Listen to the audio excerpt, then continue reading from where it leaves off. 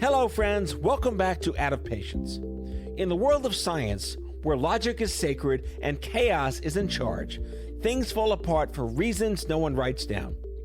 When ambition collides with bureaucracy, when brilliance hits a budget ceiling, when the system tells you to quit, one guy stays behind to take notes. So when the bench goes sideways, we send in Oliver Bogler. Here is the latest dispatch from Standard Deviation. Take it away, Oliver.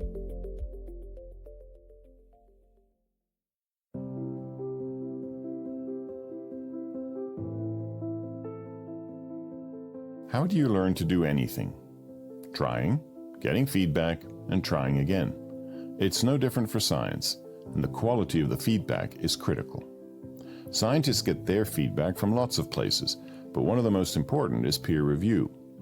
Now, the primary role of peer review is the evaluation of grants and papers in the competition, respectively, to get funding and be published. But because it comes from anonymous experts, it also provides the most honest, unvarnished feedback a scientist can get. That means that there is something worse than not getting a proposal funded, not getting it funded, and not getting feedback. That's the trash. It's the trash can. Your grant got moved to the trash can. I'm Dr. Oliver Bogler, a cancer biologist supporting scientists and telling their stories. Today, we're hearing the story of Dr. Nikki Maphis, an early career investigator whose grant on Alzheimer's was thrown away.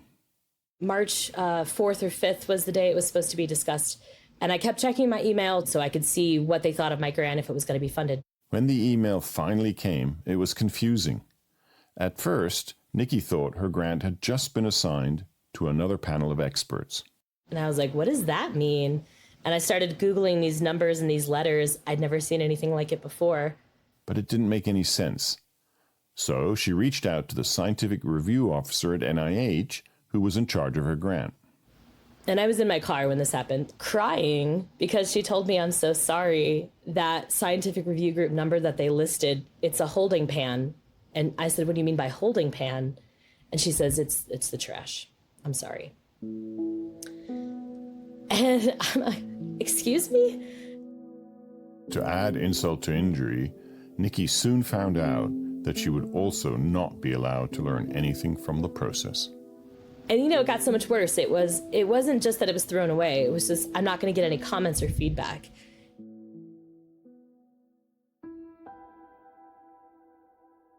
This was devastating on many levels, not least because for Nikki, as for many scientists, her research was deeply personal. It started with curiosity. They were describing the neurotransmitters and how they're made in the brain. And I really found that fascinating. But soon her growing interest in how the brain works connected personally. When I was graduating from college, my grandmother had just received her diagnosis for Alzheimer's disease. And seeing that firsthand, it was terrible news. It motivated Nikki to move to the University of New Mexico to work in an Alzheimer's research lab and get her PhD. Her project was focused on a vaccine against pathological tau, a protein involved in the disease. Her team secured a $1 million grant to move to a clinical trial. The work got Nikki her doctorate, but it meant so much more. For me, it felt like I was doing something for her. We would have these kind of frustrating conversations often, especially when I moved across the country. She didn't understand why I had to move to Mexico. And I had to explain to her, no, Grandma, this is New Mexico. And then she went, well, why did you go all the way out there? I'm like, well, Grandma, I'm doing Alzheimer's research. And then she would ask me, am I ever going to get better? Nikki has graduated and moved on, but remains involved in this important work. I keep referring to it as my science baby. It was really exciting to be involved with something that could be changing the face of Alzheimer's disease for real. She had learned that she enjoyed research, so now she's doing a postdoc, a kind of science apprenticeship between being a grad student and becoming a professor. And that's when I started working in the field of alcohol research. There have been multiple clinical reports that alcohol and alcohol use disorder are these modifiable risk factors for your development of Alzheimer's disease and dementia. It was a new area of investigation, perfect for someone at Nikki's career stage. I was able to kind of merge those two fields together and differentiate myself from either of my bosses by doing something very unique.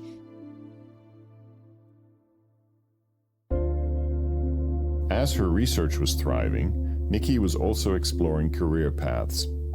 Thanks to an NIH-supported training program at the University of New Mexico, she had a chance to teach undergraduate students at local colleges and learned that she loved it. I want to be a faculty member.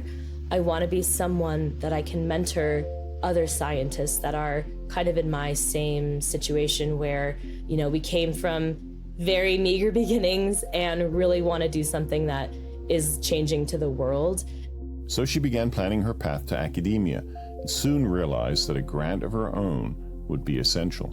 I'm always thinking about grants, which is the creative part of being a scientist. And NIH had just the right mechanism for her. It was called the K99R00 MOSAIC. And this program is meant to diversify the faculty population. Faculty, no surprise to you, overwhelmingly white and male. I'm a woman. I'm the first of my family to go to college and earn a 4-year college degree. And I'm from a relatively poor area, underserved area, from a relatively poor family. So I qualified for this program. Over the next several months, Nikki gathered data, wrote and polished her application. She submitted her grant for peer review. Unfortunately, the outcome was not what she had hoped for. It did not get funded. It's rare you submit a grant and it's like, check mark, good job, here's $1 million. That's not how it works. But the rejection came with important feedback from the reviewers, experts in Nikki's area of research. She used it to revise her application and resubmit it. We are always looking for a way to improve our science. She was optimistic for this second round, but the world had other ideas. Unfortunately, because of what's happening, they ended the MOSAIC program unceremoniously. It wasn't supposed to end until 2027. This was in February, just a few weeks after the inauguration of President Trump. When Nikki heard that her grant had landed in the trash at the beginning of March, she understood. And that was one of the reasons why they said they were not going to review it.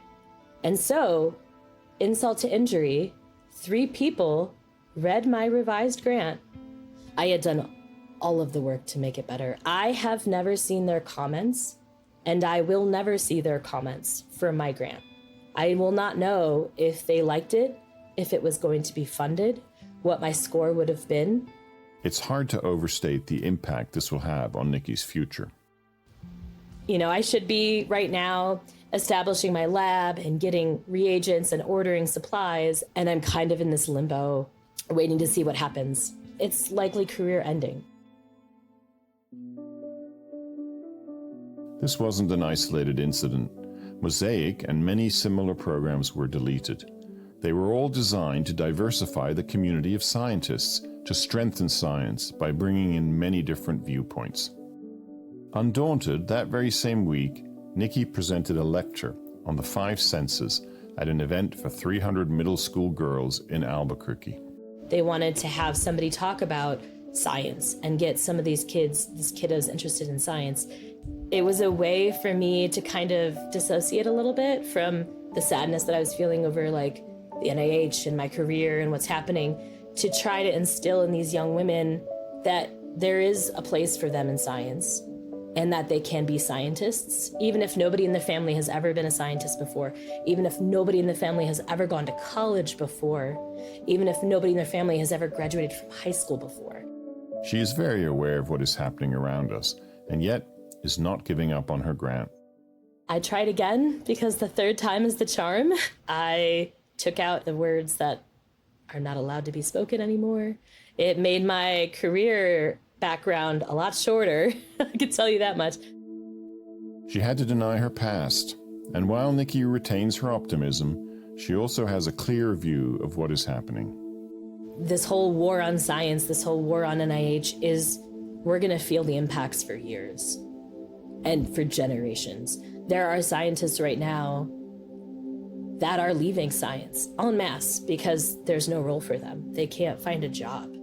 I fear for this generation of scientists, as Dr. Maphis says. And it's a stack of dominoes, just gonna translate down the line.